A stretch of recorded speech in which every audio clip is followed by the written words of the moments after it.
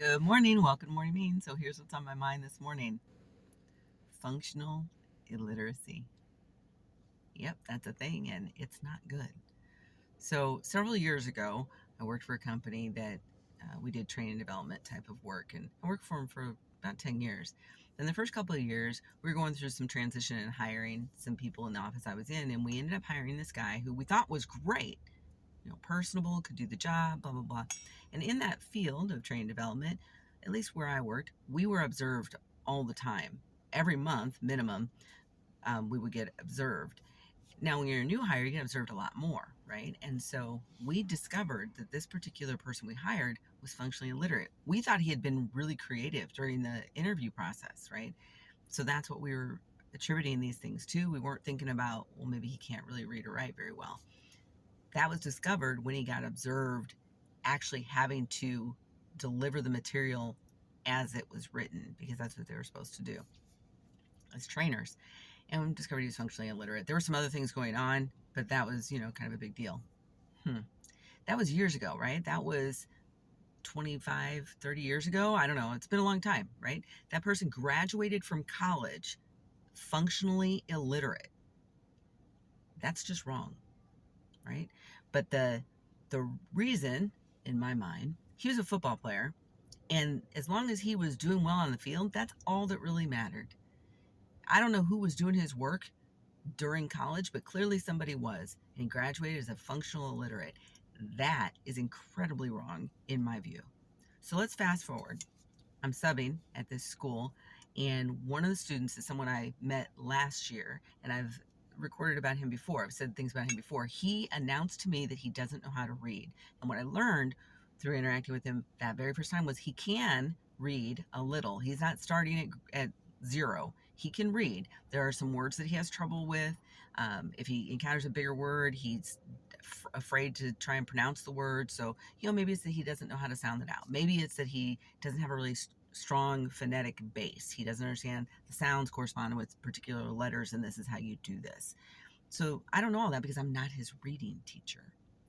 And when I met him, he seemed more hopeful about it. And I told him, hey, I'll work with you. I work with students all the time to help them improve their reading. I teach English to people who are learning English, right? So I can do this. If you want help, let me know. And I followed up throughout the year. Now, what I saw last year was that he was going from some level of hope to zero level of hope in his ability to improve his reading. And he had at least one reading teacher in that time because I had been checking in on him. And in fact, one time that I was subbing, he was in my class. He refused to go out of the room to be with the reading teacher. I don't know why. And that reading teacher was looking at me like, what are you going to do? And there's nothing I can do. I'm the sub in this room. I can't force the student to go out with you. You need to go talk with the principal and see what can be worked out. That student never left my classroom to go to the reading teacher. So yesterday, fast forward again, he's in my class and we're chit-chatting. There's only one other student in the class and we're chit-chatting about it. And I said to him, I bet I can help you improve your reading by at least 2 levels. I bet you I can do it. No, you can't. I made teachers quit. And he was very defiant. So this is a kid who went from having some hope to learning reading and becoming better to defiant and being proud of, in his mind, getting teachers to quit.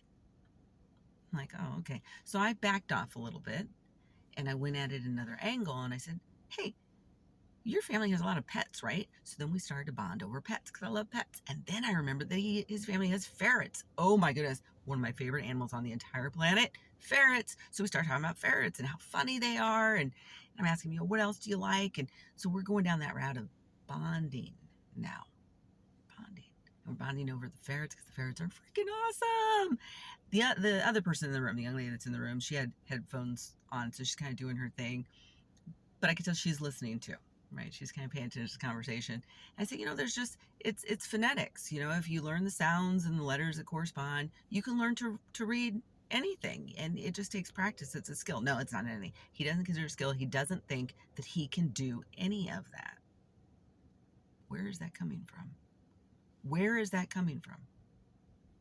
I don't understand that. So again, we're bonding over the ferrets, how funny they are. I said, you know what? You and I should write a book about ferrets. I already wrote one, and I've got some other stories, but you have new stories. We could write a story about ferrets. And he sort of poo-pooed it away. I brought it up again later and he didn't poo-poo it as much. I'm like, ooh, this might be an in, right? We might be able to work on reading together by writing a story about ferrets. This could be really fun. So again, I will follow up with him the next time I interact with him at the school. So this is going on because this is a whole period, right? I share with him about the functionally illiterate man that I met, and I said, look, I don't want that to happen for you. I know that you can improve this. I know that this can be better for you. And I know that you want it to be. Then I backed off again and we talked about other things. Anytime I had an in, I was there, right? But I backed off. So the girl is like, I love reading. I love to read. And she's talking about what she likes to read, right?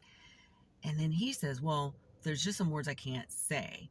And it turns out it's because his first language is English, but there's a lot of Spanish early in his life. And so he would get confused between English and Spanish words. That was what he was trying to explain to me. And it was very confusing for him. And he's like, have you ever experienced it? I'm like, well, I work with students that have that experience pretty much all the time. So I know that you can get better with English. I know you can. I absolutely know you can. So the girl says, well, what's a word that you can't say? So he goes up and he's reading this thing that's on the wall. He says, he's talking about another teacher and saying, that person said they were going to help me. And then he has reading all this stuff and he doesn't even help. I'm like, so he's giving the demonstration. The girl's like, well, what's a word that you can't say? And he's wandering around the classroom. He's not wanting to say. So then she says, well, come look at this word. Come look at this word and tell me how to say this word. So he walks over. Keep in mind, he's been defiant at the very beginning of class, and now we're towards the end of the class, and he's walking over to this young lady because he's interested, right? And she's waiting, and he's not saying the word, so she starts to sound out the word. Representative. And he tries to say it, and then he walks away. I said, look, you've got two people here who are willing and able to help you, because the girl had already said, I'll help you read. I love reading. I will help you read. I'll help you learn. Two people in that room saying, we will help you improve this skill because we believe in you. We know you can do it, and we don't want you to end up like that other guy. We don't want that for you. And we left it at that. No more forcing, no more nothing. So in his mind now, he's got that seed again planted. There's at least two more people who are willing to help him and who aren't going to put up with a whole lot of the BS and the defiant stuff. We're going to work through it. We're going to find our angles and we're going to get him to work with us, right? So that's what we were doing that yesterday. And it was a great thing. He and we have bonded slowly since I met him a year ago. So whenever I'm there, I make a point to seek him out, say hello, and have a conversation with him to see where he is because I want him to be able to read. So I say all that to say there is something fundamentally wrong in our education system, and I've said this before, if someone is graduating from school and can't read or write, it is not entirely the fault of the student. It starts early. This is a young man who's, I think he may be 16, maybe. So this crap started early, and it started when he had very little control over his situation. So we can argue that he has control over it now because he's older. He can choose to show up to school, which he is. Right? So he's not completely disinterested. He's showing up to school. So he's got control over that. He's got control over whether he does his work or not. He has control over whether or not he seeks out help, but he's afraid to seek out help. Have you ever felt that way? I know I have. As an adult. But we're expecting the student, 15, 16, 17-year-old, to have the wherewithal to seek out that help all the time. They're not going to do it. You have to drag them kicking and screaming sometimes to give them the help that you know that they need. It's just how do you do that, right? How do you find the in? You got to bond with them. You got to find a way to bond. I mean, that's just the reality of it. But the bottom line is something is fundamentally wrong. We can't pass these kids on, and I have seen it over and over again. We can't give them an F.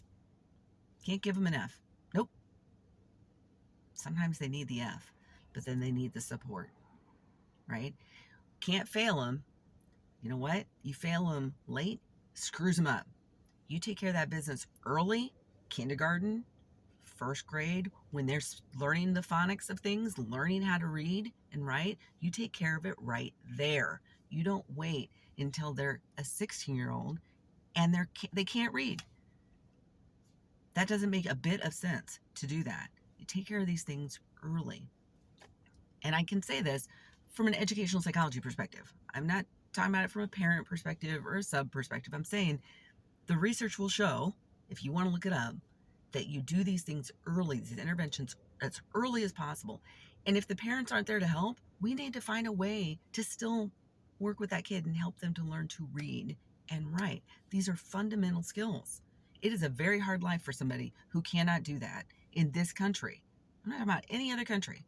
Can you be functionally literate in the United States and make it?